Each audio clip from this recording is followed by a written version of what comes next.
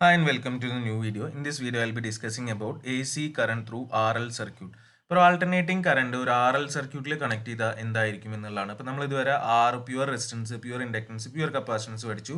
Pure റെസിസ്റ്റൻസിൽ in phase ആണ്, pure കപ്പാസിറ്റൻസിൽ current leading 90 ആണ്, ഇൻഡക്ടൻസിൽ lagging by 90 ആണ്. അപ്പോൾ ഇവിടെ റെസിസ്റ്റൻസും ഇൻഡക്ടൻസും സീരീസ് ആയി കണക്ട് ചെയ്തിരിക്കുന്നു, സപ്ലൈയിലേക്ക് കൊടുത്തിരിക്കുന്നു. അപ്പോൾ ഇതിന് അക്രോസിലെ വോൾട്ടേജ് VR ആണ്, മറ്റേ VL ആണെന്ന് വിചാരിക്കുക. എഗെയിൻ കറണ്ട് I ആണെന്ന് വിചാരിക്കുന്നു.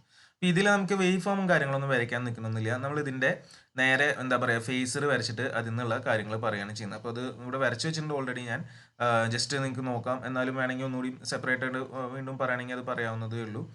അപ്പോൾ അത് വേണമെങ്കിൽ ഞാൻ ജസ്റ്റ് ഇവിടെ ഒന്ന് വരച്ച് കാണിക്കാം.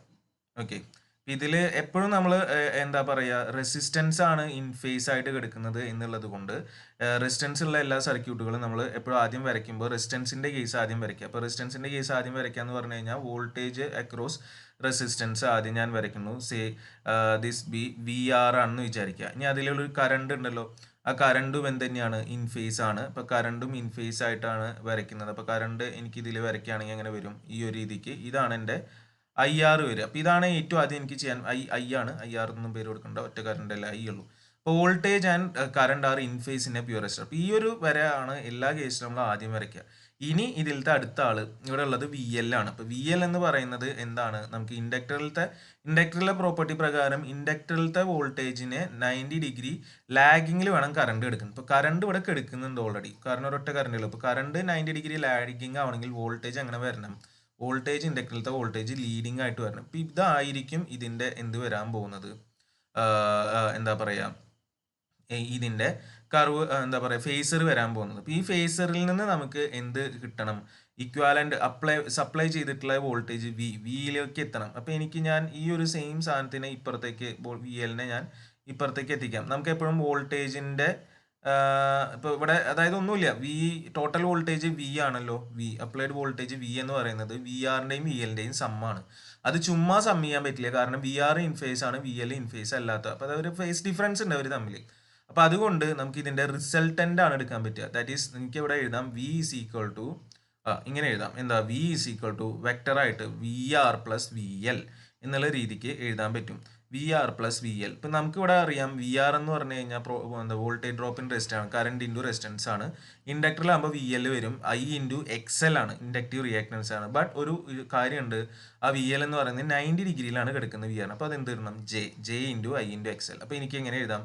V = IR + JIXL. ഇത് ഈ ഒരു ഇതിൻ്റെ മുകളിൽ ഫിഗറിലായിട്ട് കാണിക്കുകയാണെങ്കിൽ എനിക്ക് എങ്ങനെ കാണിക്കാം? ഈ VRൽ എവിടെയാണ് കിടക്കുന്നത്? അപ്പോൾ VR പ്ലസ് എന്നുള്ള രീതിക്കാണെങ്കിൽ ഞാൻ അതിൻ്റെ അപ്പുറത്തേക്ക് അതിനെ സെയിം ഇതിന് ഞാൻ ഇവിടേക്ക് വെക്കണം, VL വെക്കണം. അപ്പോൾ ഇതിൻ്റെ രണ്ടിൻ്റെയും എന്തെടുത്താൽ മതി? റിസൾട്ടൻ്റ് ആയിരിക്കും നമ്മളുടെ എന്ത് വരിക? V എന്ന് പറയുന്നത് വരിക. അപ്പോൾ ഇതിനായിട്ട് എന്തുണ്ടാക്കും? ഒരു ആംഗിൾ, സം ആംഗിൾ φ അവിടെ ഉണ്ടാക്കുന്നുണ്ടായിരിക്കും. അപ്പോൾ ഇതാണ് നമ്മളുടെ ആ ഫേസർ ഡയഗ്രാം വരുന്നത്, അല്ലെങ്കിൽ അത് വരയ്ക്കുന്നത്. അപ്പോൾ അത് പ്രകാരം നമുക്ക് ഈ ഒരു ഇക്വേഷൻ തുടർന്ന് പോവുകയാണെങ്കിൽ ഇപ്പോൾ V = VR + VL ആണ്, IR + JIXL ആണ്. ഐനെ പുറത്തേക്ക് എടുത്തു വിചാരിച്ചോളൂ, R × J + XL വരും. I = V/R + JXL എന്ന് കിട്ടും. V/R + JXL. അപ്പോൾ current = voltage by R + JXL. ഈ R + JXL വിളിക്കുന്ന പേരാണ് ഇംപിഡൻസ് ഓഫ് എൻ AC. അതായത് റെസിസ്റ്റൻസും ഇൻഡക്റ്റൻസും കപ്പാസിറ്റൻസും ഒറ്റയ്ക്കല്ലാണ്ട് മിക്സ് ചെയ്ത് വന്നു കഴിഞ്ഞാൽ പിന്നെ അത് ഇംപിഡൻസ് ആയി. അതുവരെ resistance, inductive reactance, capacitive reactance ആയിരുന്നു. ഇനി കോമ്പിനേഷൻ ഓഫ് റെസിസ്റ്റൻസും ഏതെങ്കിലും റിയാക്ടൻസും ഉണ്ടായിരിക്കും, അല്ലെങ്കിൽ രണ്ടും ഉണ്ടാവും. അപ്പോൾ അതിനൊക്കെ ഇംപിഡൻസ് എന്നാണ് വിളിക്കുക. ഇപ്പോൾ ഇവിടുത്തെ കേസിൽ Z = R + JXL. അത് ഇവിടുത്തെ ഇംപിഡൻസ് ആണ്, ഏത്? RL സർക്യൂട്ടിൽ. അപ്പം അതിൻ്റെ മാഗ്നിറ്റ്യൂഡ് എന്ന് പറഞ്ഞാൽ √R² + XL² ആയിരിക്കും. എനിവേ നമുക്കത് ഇവിടെ എന്താ പറയുക, ഈ ഒരു ട്രയാങ്കിൾ ആയിട്ടും കൂടിയും കാണിക്കാം. ഇപ്പോൾ ഈ ഒരു ട്രയാങ്കിളിൽ ഇപ്പോൾ നമുക്ക് ഈ ഒരു ട്രയാങ്കിളിൽ ഞാനിവിടെ വീണ്ടും ഒന്ന് വേറെ വരയ്ക്കുന്നു വിചാരിക്കുക. സെപ്പറേറ്റ് ആയിട്ട് ഞാനൊരു ട്രയാങ്കിൾ വരയ്ക്കുകയാണ്. ഒരു ബേസ്, ഹൈറ്റ്, പിന്നെ ഇങ്ങനെ. ഇതാണ് എൻ്റെ ട്രയാങ്കിൾ. ഈ ട്രയാങ്കിളിൻ്റെ ഓരോ സൈഡുകളും എന്തായിരുന്നു? ഇത് എൻ്റെ വോൾട്ടേജ് എന്താ പറയുക VR ആണല്ലോ. ഇവിടുത്തെ VR ആണ്. റെസിസ്റ്റൻസിൻ്റെ ഒരു രീതിക്ക് വരുമ്പോൾ ഇത് VR ആയിരുന്നു, ഇതെന്തായിരുന്നു? VL ആയിരുന്നു. ഇത് എന്താ കിട്ടിയത്? V ആണ് കിട്ടിയത്. ഓക്കെ, അപ്പോൾ ഈ ഒരു സംഭവം എനിക്ക് ഈ ഒരു ഇക്വേഷൻ പ്രകാരം വേണമെങ്കിൽ ഇതിനൊന്ന് മാറ്റി എഴുതുകയാണെങ്കിൽ എനിക്ക് ഇവിടെ V = എന്തെന്ന് എഴുതാൻ പറ്റും? I × Z എന്ന് എഴുതിക്കൂടെ? മറ്റേ വി ആറും മറ്റേതൊക്കെ നമുക്കറിയാം. വി ആർ എന്ന് പറഞ്ഞാൽ I × R ആണ്. അപ്പോൾ വി ആർ എന്ന് പറഞ്ഞു കഴിഞ്ഞാൽ എന്താണ് I × R ആണ്. വി എൽ എന്ന് പറഞ്ഞു കഴിഞ്ഞാൽ എന്താണ് I × XL ആണ്. വി എന്ന് പറഞ്ഞാൽ എന്താണ് I × Z ആണ്. ഇതിലെല്ലാറ്റിലും എന്ത് വരുന്നുണ്ട്, ഒരു I വരുന്നുണ്ട്. ഇപ്പം ഞാൻ ഈ ഐനൊക്കെ ഇവിടുന്ന് ക്യാൻസൽ ചെയ്ത് കഴിഞ്ഞ് കഴിഞ്ഞാൽ വോൾട്ടേജ് ഞാൻ മാറ്റി, ഇപ്പോൾ ബാക്കിയുള്ള മാത്രം I എല്ലാറ്റിനും കളഞ്ഞു കഴിഞ്ഞാൽ എന്തായിട്ട് മാറും ഇത് നോക്കി നോക്കുക.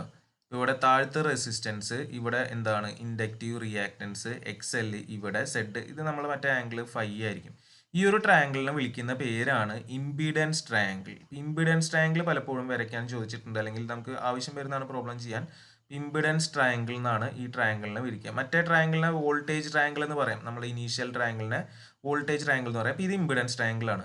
ഇപ്പോൾ ഈ ഇംപീഡൻസ് ട്രയാങ്കിൾ പ്രകാരം നമ്മുടെ ഈ ഒരു ഇക്വേഷൻ കിട്ടും. ഇപ്പോൾ ഇതിൽ ഇത് കുറച്ച് അപ്ലൈ ചെയ്ത് കഴിഞ്ഞാൽ Z എന്താ വരാൻ പോകുന്നത്, √R² + XL² എന്ന് കിട്ടും. ഈ ട്രയാങ്കിളിനെ ഇംപീഡൻസ് ട്രയാങ്കിൾ എന്ന് വിളിക്കും. ഈ ആംഗിൾ എന്താ പറയുക, ഈ ഒരു ഓക്കെ, ഇത്രയും നമുക്കിവിടെ കിട്ടും. ഇനി പവർ ഫാക്ടർ നമുക്ക് ഓൾറെഡി ഡെഫിനിഷൻ അറിയാം. പവർ ഫാക്ടർ എന്ന് പറഞ്ഞു കഴിഞ്ഞാൽ എന്താണ്, power factor is equal to cos⁵ എന്ന് പഠിച്ചിട്ടുണ്ട് ഇല്ലേ. പവർ ഫാക്ടർ cos⁵ ആണ്. അപ്പോൾ ഇതിൽ cos⁵ എന്ന് പറഞ്ഞു കഴിഞ്ഞാൽ എന്ത് വരും, R/Z. ഇത് പവർ ഫാക്ടറിനുള്ള ഒരു എക്സ്പ്രഷൻ ആണ്, അല്ലെങ്കിൽ പലപ്പോഴും പ്രോബ്ലം ചെയ്യുമ്പോൾ ചിലപ്പോൾ നമുക്ക് ഉപയോഗം വരാം. പവർ ഫാക്ടർ ഈക്വൽ ടു എന്ത് ചെയ്താൽ മതി, റെസിസ്റ്റൻസ് ബൈ ഇംപെഡൻസ്. ഇത് ഏതൊരു സർക്യൂട്ടിലും ഇത് തന്നെയാണ് വരിക. Power factor equal to cos⁵, cosine of the angle, purely സൈൻസോയിഡിൻ്റെ കേസാണ്. Cosine of the angle between voltage and current, cos⁵ ആണ്, R/Z ആണ് എല്ലാ കേസിലും നമുക്ക് കിട്ടാൻ പോകുന്നത്. ഇത്രയും കാര്യങ്ങളാണ് നമുക്ക് ഇതിൽ നിന്ന് മനസ്സിലാക്കേണ്ടത്. V ഈസ് ഈക്വൽ ടു എന്താ പറയുക, I is equal to V/Z ആണ്. Z എന്ന് പറഞ്ഞു കഴിഞ്ഞാൽ R+j/XL ആണ്. ഓക്കെ, ഇത് പ്രകാരം ഇതിൽ നമുക്കത് പ്ലോട്ട് ചെയ്യുകയാണെങ്കിൽ ഗ്രാഫിക്കലായിട്ട് വരയ്ക്കുകയാണെങ്കിൽ ഇങ്ങനെയാണ് വരിക. ഇതാണ് എൻ്റെ വോൾട്ടേജ് വരച്ചിരിക്കുന്നു. കറണ്ട് എന്തായിട്ട് എന്താ പറയുക, കറണ്ട് ഇതാ വരച്ചിട്ടുണ്ട്. അപ്പോൾ അത് തമ്മിലൊരു ആംഗിൾ എടുക്കുന്നുണ്ട്, ഒരു φ എന്ന് പറയുന്ന ആംഗിൾ. അപ്പോൾ ഇവിടുത്തെ കേസിൽ ആവറേജ് പവർ എന്തായി പോവില്ല, 0 ആവില്ല. കാരണം 90 ഡിഗ്രി അല്ല, ഇത് φ ആംഗിളാണ്. അപ്പോൾ ഇതിലൊരു ആവറേജ് പവർ ഉണ്ടാവും. ആ ആവറേജ് പവർ നമ്മൾ നേരത്തെ പറഞ്ഞ റിയൽ പവർ ആണ്, VI cos⁵ വരും. ഇത്രയാണ് നമ്മളൊരു പ്യുവർ ഇതിൽ നിന്ന് മാറിയിട്ട് ഒരു RL സർക്യൂട്ടിലോട്ട് വന്നാൽ മനസ്സിലാക്കേണ്ടത്. ന്യൂമറിക്കൽ എക്സാമ്പിൾസ് ആയിരിക്കും അധികം ഇതിൽ നിന്ന് ചോദിക്കും.